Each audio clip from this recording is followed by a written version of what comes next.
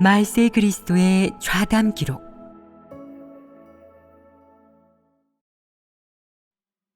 사람은 어떻게 새 시대에 진입할 수 있는가? 내가 한 이 많은 말을 정말 알아들었느냐? 어떻게 해야 새로운 시대에 진입할 수 있는지 알겠느냐? 어떤 방면에서부터 바꾸고 어떤 방면으로 진입해야 하느냐? 아마 너희는 잘 모를 것이다. 사람이 예전에 진입한 부분도 있긴 하지만 아직도 한참 부족하고 하나님 요구에 이르지 못한 방면이 많다. 지금 하나님이 이렇게 많은 말씀을 하는 것은 사람을 새로운 시대로 데리고 들어가기 위함이다. 그런데 왜 사람은 하나님의 말씀과 사역에 늘 관념을 가지느냐? 이것은 사람이 과거에 진리를 얻지 못했고 진리 실제가 없었다는 뜻이다. 너는 지금 하나님 말씀을 읽고 받아들일 수 있으면서 왜 실제 생활에서는 진리를 실행하지 못하고 늘 하나님을 거역하고 하나님께 맞서느냐? 왜 일이 생기면 늘 자신의 생각을 품고 자기 뜻대로 행하면서 하나님께 순종하지 못하느냐? 바로 내면의 육적인 것이 너무 많고 자신의 뜻이 너무 많아서 늘 스스로가 옳다고 생각하기 때문이다. 너희는 설교를 들으면 좋다고 느끼고 관념이 별로 없다가도 일이 생겨서 진리를 실행하고자 하면 그게 생각처럼 되지 않고 패역이 자연스럽게 흘러나온다. 내가 너희의 패역이 너무나도 많다고 한 말을 못 믿겠으면 한번 기록해 보아라. 매번 하나님 말씀을 들을 때마다 마음속에서 어떤 관념이 생겨나고 어떤 생각이 드는지 일일이 적은 다음 자기 내면에 있는 것을 파헤쳐 해보하고 하나님 말씀과 대조해 보아라. 그러면 자신의 배역이 얼마나 되는지 알 수 있다. 이런 식으로 실행하면 내 생명 진입에 도움이 될 것이다. 너는 용기 내어 사실을 직면하고 자신을 폭로해야 한다. 과감히 자신을 폭로하는 것은 내가 진리를 받아들일 마음이 있고 관념을 내려놓고 하나님께 순종할 마음이 있다는 뜻이다. 스스로를 저버려야 한다. 계속해서 하나님을 거역하는 짓은 하지 마라. 이는 잘못이다. 하나님을 믿으면서 하나님께 순종하지 않으면 안 된다. 내가 하나님께 쉽게 순종하게 되는 순간 내 마음은 평안하고 기쁠 것이다. 또한 하나님 말씀을 읽을 때는 무척 즐겁고 하나님께 기도할 때는 속으로 할 말도 생겨서 하나님과 점점 가까워질 것이다. 하나님을 거역하기만 하는 자는 결코 진리를 실행하고 싶어 하지 않는다. 하나님 말씀을 읽어도 머릿속에 들어오지 않는데 어찌 마음에 평안과 기쁨이 있겠느냐? 일이 생겼을 때 사람의 관념과 상상이 튀어나오고 그것을 피하고 싶지만 피할 수 없을 때 너는 묵상하고 반성해야 한다. 이 문제는 어디서 비롯된 걸까? 왜 이런 관념이 생겨났지? 그 근원은 어디에 있을까? 하나님께 기도하고 하나님 말씀을 읽으면서 이 일을 꿰뚫어 보아야 한다. 문제가 해결되면 생명 진입이 있게 될 것이다. 문제를 이렇게 실제로 해결하지 않는다면 약간의 관념이야 별것 아니라고. 며칠 지나면 자연스레 사라질 테고 그러면 관념이 없는 것과 다름없다고 생각하게 된다. 그런 이유로 너는 항상 자신에게 관념이 없다고 생각하겠지만 사실 관념이 튀어나올 때 무시하고 지나쳐 버린 것이다. 당시에 무슨 위험이 뒤따르지 않으면 나중에는 인정하지 않게 된다. 평소 훈계와 책망을 받지 않고 역경이 없을 때는 누구나 관념을 갖지 않는다. 전에 관념이 있었다 해도 죄다 잊어버리고 자기는 훌륭하다고 정말 관념이 없다고 생각한다. 그러다가 일이 생겨서 관념이 흘러나오면 하나님과 맞선다. 그리고 얼마 후 관념이 사라지면 사람은 그 일을 잊고 또다시 자신은 내적 상태가 매우 좋고 하나님께 아무런 관념도 없다고 생각한다. 이건 무슨 문제냐? 이것은 진실로 진리를 깨달은 것도 아니고 관념의 문제가 근본적으로 해결된 것도 아니다.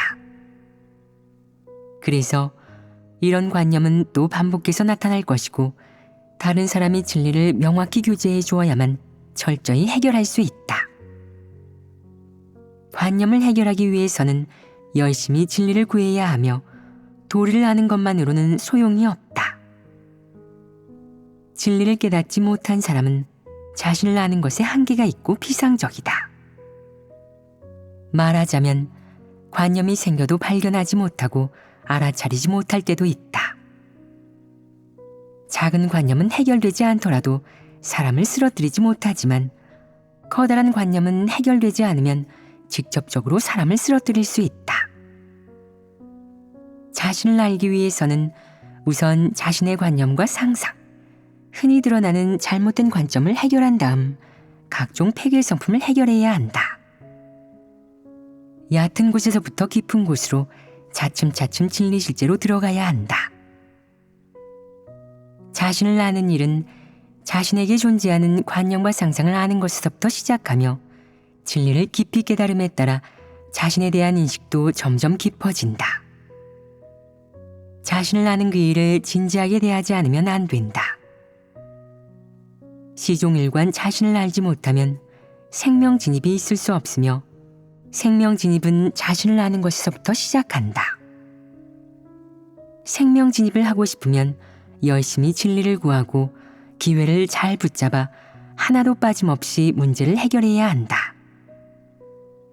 자신의 관념을 적은 다음 진리를 구하고 솔직히 털어놓아 교제하고 하나님 말씀에 따라 해보해야 한다. 진리를 깨닫고 그 관념들이 철저히 해결될 때까지 말이다.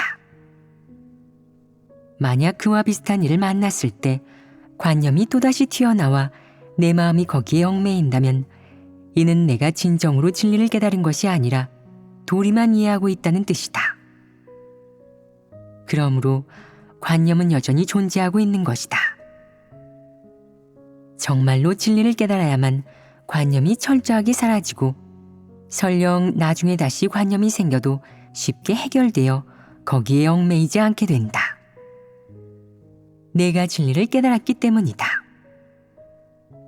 이렇게 자신을 인식하고 진리에 진입하는 것이 어렵고 힘들지 않으냐? 역시 무척 힘들다. 자신을 알아갈 때 대충 표면적인 것만 인식하면서 자신은 교만하고 독선적이다고 하나님을 거역하고 대적했다고 말한다면 이는 진실한 인식이 아니라 도리이다. 너는 사실에 입각하여 너 자신이 어떤 일에서 잘못된 마음가짐이나 견해 혹은 치우친 관점을 가지고 있는지 털어놓고 교제하고 해부해야 한다. 그래야 진실로 자신을 인식한 것이다. 행위적인 면만 인식해서는 안 되며 핵심을 잡고 근원적인 문제를 해결해야 한다. 한동안 지나면 자신을 반성하며 어떤 문제들을 해결했고 어떤 문제들이 아직 남아있는지 그런 것들을 개괄해 보아야 한다. 그리고 진리를 구해 그런 문제를 해결해야 한다. 수동적이어서는 안 된다. 늘 다른 이가 달래거나 떠밀거나 끌고 가게 해서는 안 된다. 자신의 생명 진입의 길이 있어야 한다. 내가 한 어떤 말이나 일이 진리에 맞지 않는지, 어떤 말과 일에서 마음가짐이 옳지 못했는지, 어떤 폐괴 성품을 드러냈는지 수시로 성찰해야 한다. 늘 이렇게 실행하고 진입하며 스스로에게 엄격하게 요구하면 점차 진리를 깨닫고 생명 진입이 있을 것이다. 내가 진정으로 진리를 깨닫게 되면 자신이 확실히 별로라는 것을 알게 된다. 한 측면으로는 폐괴의 성품이 심각하고 다른 한 측면으로는 부족한 부분이 너무 많고 어떤 진리도 깨닫지 못한 것이다. 언젠가 내게 정말 그런 인식이 생기면 더는 교만하게 굴지 않을 것이며 많은 일에서 이성적이고 순종할 수 있을 것이다. 지금 핵심적인 문제는 무엇이냐? 관념의 본질을 교제하고 해부함으로써 사람은 관념이 생기는 원인을 이해하고 일부 관념은 해결할 수도 있지만 그것이 모든 관념의 본질을 간파했다는 뜻은 아니다. 그저 자신에 대해 조금 알았을 뿐 그 인식의 깊이는 아직 충분히 깊지도 명확하지도 않다. 즉, 자신의 본성 본질을 간파하지 못하고 자신에게 어떤 폐기 성품이 뿌리박혀 있는지 알지 못한다. 이렇게 자신을 아는 정도에는 한계가 있다. 일부 사람들은 이렇게 말한다. 제 성품이 아주 교만하다는 사실을 스스로가 알고 있는데 이게 자신을 아는 것 아닙니까? 이런 인식은 너무 피상적이어서 문제가 해결되지 않는다. 자신을 진정으로 인식했다면 왜 위로 올라가려 하고 지위를 얻어 남들보다 뛰어나고 싶어 한단 말이냐? 이는 사람의 교만한 본성이 완전히 뿌리 뽑히지 않았다는 것이다. 그러니 먼저 말하거나 일하는 내 속셈과 사상관점부터 바꿔야 한다. 너희는 사람이 하는 수많은 말에는 늘 독과 가시가 들어있고 어토에는 교만함이 섞여 있음을 인정하느냐? 사람이 하는 말을 보면 그 안에 속셈과 개인의 관점이 들어있다. 세심한 사람은 그런 말을 들으면 분별할 수 있다. 평소 교만함을 드러내지 않을 때는 말과 표정이 같지만 일단 교만함을 드러내면 모습이 달라진다. 때로는 공미공론을 늘어놓다가도 때로는 난폭하게 굴고 거드름을 피우는 등 정말 아나무인이 따로 없고 그로부터 사탄의 추악한 모습이 여지없이 드러난다. 사람은 내면의 온갖 속셈과 폐괴 성품을 품고 있다. 마치 간사한 사람이 말할 때 늘 눈을 깜빡이고 비스듬히 사람을 쳐다보는데 그 안에는 폐괴 성품이 도사리고 있는 것과 같다. 또 어떤 사람은 무슨 뜻인지 알아들을 수 없게 빙빙 돌려 말한다. 그의 말은 어딘가 석연치 않은 구석이 있고 계략이 담겨 있다. 겉으로는 태연해 보이지만 이런 사람은 더욱 간사하고 진리를 받아들이기 쉽지 않으며 구원받기 힘든 사람이다.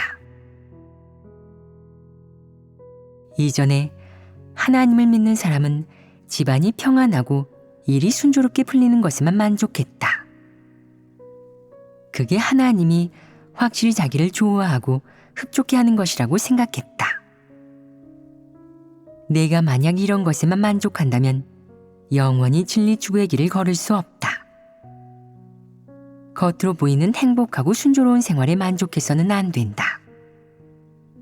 그런 외형적인 것은 다 중요한 일이 아니다. 오늘날 하나님이 사람을 구원하는 것은 사람 내면 깊이 뿌리내린 사탄의 것들을 정결케 하고 변화시키는 것이다. 근원에서부터 사람의 본질과 본성에서부터 파헤치는 것이다. 왜 늘 사람의 관점과 속셈을 해부하겠느냐? 그것은 바로 사람의 본성이 매우 단단히 뿌리내렸기 때문이다. 하나님은 내 행동, 외모와 키도 보지 않고 내 지방과 직업 여부도 보지 않는다. 하나님은 그런 것을 보지 않는다. 중요한 것은 너란 사람의 본질을 보는 것이고 본질에서부터 근원에서부터 문제를 해결하고자 한다. 그러니 너는 가정이 평안하고 일이 잘 풀리는 것을 하나님께 축복받은 것으로 생각하고 거기에만 만족해서는 안 된다. 그것은 틀렸다. 그런 외적인 것을 추구하지 말고 그런 것에 마음을 빼앗기지 마라. 내가 그런 것에 만족한다는 것은 너란 사람이 하나님을 믿는 추구와 목표가 아직 너무 낮고 하나님의 요구와는 상당한 거리가 있다는 뜻이다. 성품 변화를 중요하게 여기고 내 성품과 인성, 하나님을 믿는 의도와 관점 같은 것부터 손을 대야 한다. 그러면 감 믿은 자나 받아들이지 않는 자가 너와 마주했을 때 얼핏 보고도 내가 달라졌고 내가 추구하는 바가 전과 같지 않음을 알아차릴 것이다. 우리가 하나님을 믿으면서 추구하는 건 대개 돈이나 지위, 자식이 대학에 합격하고 딸이 좋은 짝을 만나는 건데 당신은 어째서 이런 걸 추구하지 않는 겁니까? 당신 눈에는 그런 게 다 휴지 조각처럼 아무짝에도 쓸모없는데 어떻게 해서 하나님을 믿는 건가요? 그들에게 내가 어떻게 체험했는지, 너에게는 어떤 회개 성품이 있는지, 하나님은 너를 어떻게 훈계하고 책망하고 또 심판하고 형벌했는지, 너는 어떻게 스스로를 반성하고 인식했는지, 어떻게 회개하고 달라졌는지 교제해 주어라. 그러면 너를 접한 자들은 내 교제가 아주 실제적이고 사람에게 공급과 도움이 된다고, 겉으로 사람을 어루고 달래는 그런 설교와는 다르다고 느낄 것이다. 내가 생명 진입을 이야기하고 자신에 대한 인식을 이야기할 수 있다는 것은 내가 정말 새 시대의 사람이 되고 새 사람이 되었다는 증거다. 지금도 어떤 사람들은 과거의 일을 이야기한다. 제가 예수님을 믿었을 땐 말이죠. 제가 하는 일마다 성령께서 크게 역사하셨어요. 복음을 전할 때 다들 제 설교를 듣고 싶어 했고 제가 기도해 준 사람은 아픈 것도 금방 나았답니다. 아직도 이런 이야기를 하다니 이 얼마나 뒤떨어졌느냐. 너희는 진리를 많이 교제해야 한다. 생명 진입과 성품 변화, 자기 자신에 대한 인식 등등 생명 진입과 관련된 본질적인 것들을 논하되 진리와 무관한 것을 논해서는 안 된다. 늘 이렇게 실천하면 너희도 진리 실제가 조금 생긴다. 지금 너희 같은 분량으로는 생명 공급 사역을 할 수 없고 진리로 문제를 해결할 수도 없다. 그저 하나님을 거역하지도 대적하지도 마세요. 우리가 이토록 폐괴되었어도 하나님께서 우리를 구원하시니 우리는 하나님의 말씀을 듣고 하나님께 순종해야 합니다. 라는 말로 사람을 어루고 권면하는 것밖에 하지 못한다. 사람들은 그 말의 이치를 깨닫겠지만 여전히 힘이 없어 하나님의 말씀을 실천하고 체험할 줄 모를 것이다. 이것은 너희 리더 일꾼도 진리 실제가 없다는 것을 증명한다. 자기 자신도 진입하지 못했는데 어찌 다른 사람에게 공급할 수 있겠느냐. 너는 다른 사람이 어디서 어려움을 느끼는지, 어떤 폐괴 성품이 있는지 근원과 핵심을 잡아내지 못한다. 왜냐하면 너도 너 자신에 대해 아직 모르기 때문이다. 그래서 너희가 교회에서 사역하는 것은 생명을 공급한다고 할 수 없고 그저 하나님의 말씀을 듣고 순종하라고 사람들에게 권면하는 것뿐으로 실제적인 문제를 해결할 수 없다. 이는 너희가 진정 진리를 깨달은 것이 아니며 생명 진입도 없다는 것을 충분히 말해준다.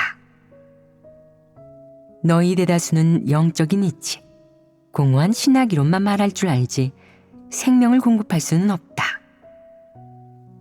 그래서 너희의 분량이 너무 작다고 하는 것이다. 하나님을 믿는 내 관점은 아직도 변하지 않았고 내 인식과 속셈도 아직 변하지 않았다. 자신의 문제도 해결하지 못했으면서 남들에게 변하라고 하는데 너에게 길이 있느냐? 다른 사람에게 공급할 수 있느냐? 다른 사람의 문제를 해결할 수 있느냐? 너는 못하면서 남들에게만 변하라고 하는데 효과가 있겠느냐? 그저 글귀와 도리만 얘기하면서 꾸짖고 권면하면 남들이 진리를 깨닫게 할 수 있겠느냐? 내게 하나님 사역에 대한 진실한 인식이 없는데 하나님 선민이 내 교제를 듣고 하나님 사역을 인식할 수 있겠느냐? 너 자신도 본분 이행의 원칙이 없는데 어떻게 하나님 선민에게 본분을 잘 이행하라고 할 수 있겠느냐? 그들이 하나님을 따르며 어찌 힘이 생기겠느냐? 리더 일꾼은 교회 여러 사람의 내적 상태가 어떤지, 어떤 사람이 하나님의 말씀과 사역에 대해 체험을 통한 인식이 있는지, 어떤 사람이 진정으로 자신을 알고 진실로 회개한 사람인지 알아보고 파악해야 한다. 이런 것을 파악할 수 있는 리더 일꾼은 실제적인 사역을 어느 정도 할 수 있다. 만약 너와 협력하는 자들도 너처럼 다른 사람을 꾸짖기만 하고 자신을 전혀 인식하지 못한다면 그건 내가 진리 실제도 별로 없고 자신도 인식하지 못하는 등 그들과 별반 다를 바 없다는 뜻이다. 전에 이런 일을 생각해 본 적이 있느냐? 너희는 그저 이렇게만 알고 있다. 이번에 나에게 권력이 주어져서 나도 지위가 생겼구나. 교회에서 한 자리 얻었으니 남들을 꾸짖어도 되겠지. 내가 지위, 명망만 충시하고 사람을 꾸짖고 설교할 공리만 하고 어떻게 말해야 사람들이 내 말을 잘 들어서 내가 몇몇 교회에서 권세를 잡고 명망을 높이고 지위 기반을 다질까 하는 궁리만 한다면, 내가 정말 이런 것들만 신경 쓴다면 그건 치우친 길을 가고 있다는 뜻이다. 옛 시대에서 새 시대로 진입하려면 행동과 말의 변화뿐만 아니라 더 높은 진입, 더 큰 대가가 요구된다. 육을 철저히 저버리고 육이 좋아하는 것을 버릴 수 있어야 하고, 오직 진리가 생명이 되도록 추구하여 진정 사람답게 살아야 한다. 그래야 안에서부터 밖으로 진실한 변화를 이룰 수 있다. 새로운 사역을 하는 하나님은 사람에게 반드시 새로운 요구를 하는데, 사람이 오래된 전통관념만 고수하다 보면 일에 방해가 될 것이다. 어떤 사람들은 성경을 맹신하며 성경에서 벗어나지 못한다. 그러면 생명을 얻을 수 있겠느냐? 하나님을 알 수 있겠느냐? 그럴 수 없다. 절대 불가능하다. 바리새인은 조상대대로 성경을 읽었지만 결국 진리를 선포한 예수를 십자가에 못 박았다. 어찌 된 일이냐? 사람이 정말 성경을 이해했다면 하나님을 알고 돌아온 예수를 맞이해야지 정죄해서는 안 된다. 지금 많은 이들이 아직 이 일을 간파하지 못하고 있다. 그들은 하나님이 오늘날 한 말씀이 얼마가 되든 성경은 그래도 멀리하지 말고 봐야 한다는 생각을 항상 가지고 있다. 그 결과 성경 말씀은 잘 기억하는 반면 하나님이 오늘날 선포한 진리는 이해하지 못하고 실행하지도 못한다. 결국 진정한 체험 간증이 하나도 없어서 도태되고 만다. 그건 부끄러운 일이 아니냐. 사실 아직까지 많은 이들이 성경은 늘 보면서 하나님 말씀은 거의 읽지 않는데 이는 대체 슬기로운 행동이냐 아니면 미련한 행동이냐. 과거 주님을 믿을 때는 사람마다 열정적일수록 생명이 크고 믿음이 좋다고 생각했다. 지금 사람이 열정만 있고 성품이 변화하지 않으면 하나님께 인정받을 수 없다고 얘기하면 하나님이 그런 사람들을 부당하게 대한다고 생각하는 사람들이 있다. 전에 내가 그런 사람들을 책망했더니 거기에 반발하고 그런 사람을 편드는 자들이 있었다. 그 사람은 하나님을 그렇게 오래 믿으면서 대가도 치르고 고통도 그만큼 많이 받았습니다. 공로는 없다 해도 나름대로 고생했는데 어쩌면 사람을 그렇게 대하실 수 있습니까? 어떤 이들의 관점은 달라지지 않았다. 이것이 인식하기 힘든 일이냐? 사람은 사람의 겉에 드러난 행동을 보고 하나님은 사람의 본질을 보는데 이것은 차이가 크다. 너는 어째서 사람이 겉보기에 얼마나 경건한지, 얼마나 말을 잘하는지, 얼마나 뛰어다니며 대가를 치를 수 있는지만 보고 그의 관념이 얼마나 되는지, 그가 얼마나 독선적이고 교만한지는 보지 않느냐. 그러니 너희가 이를 바라보는 관점은 아직도 너무 낡고 뒤떨어졌다고 말하는 것이다. 하나님은 지금 사람에게서 겉으로 드러난 대가를 보지 않는다. 대가나 미천도 논하지 않고 내가 얼마나 고통받았는지도 논하지 않고 그저 너란 사람의 본질만을 본다. 이전 시대에서는 사람을 쓰는 원칙이 무엇이었느냐? 열정적인 사람, 열심히 뛰어다니며 헌신할 수 있는 사람, 하나님을 아주 오래 믿은 사람, 결혼하지 않고 나이가 아주 많은 사람일수록 명망이 높고 리더를 맡을 수 있었다. 지금은 그런 것들 대신 사람의 본질을 본다. 하나님을 믿는 일에서 그 사람의 본질이 어떤지, 그가 하나님을 경배할 수 있는지, 하나님의 새 사역을 받아들일 수 있는지를 중요하게 보기 때문이다. 하나님이 성육신으로 왔어도 내가 알지 못하는데 그럼 너의 본질은 과연 어떤 것이냐? 하나님을 대적하는 것 아니겠느냐? 그것은 너의 관점과 의도가 하나님과 합할 수 있는지에 달려있다. 참도를 받아들이고 과거 자신의 의도, 관념을 버릴 수 있다면 이런 사람만이 하나님께 연락되고 하나님의 축복을 받을 수 있다. 하나님이 역사하여 사람을 쓰는 데는 원칙이 있다. 미천과 출신, 명망 혹은 지위를 보지 않으며 하나님을 대적하는 자는 쓰지 않는다. 그런 사람을 쓴다면 사역이 지체되지 않겠느냐? 늘 자기가 드린 본전 얘기만 하는 교만이 하늘을 찌르는 자는 순전히 마귀에 해당하는 자이다. 봉헌이니 헌신이니 미천이니 명망이니 하는 것들은 얘기하지 않는다. 그런 건 말해봤자 소용없다. 우리는 하나님에게 가장 진심인 사람, 가장 기꺼이 순종하려는 사람, 진리 실제가 있는 사람을 칭찬한다. 겉으로 드러난 모습을 봐서 소용이 있느냐?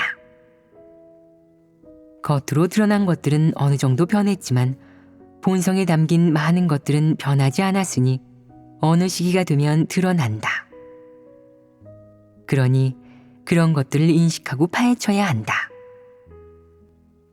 사람 본성에는 아직도 많은 것들이 담겨 있다.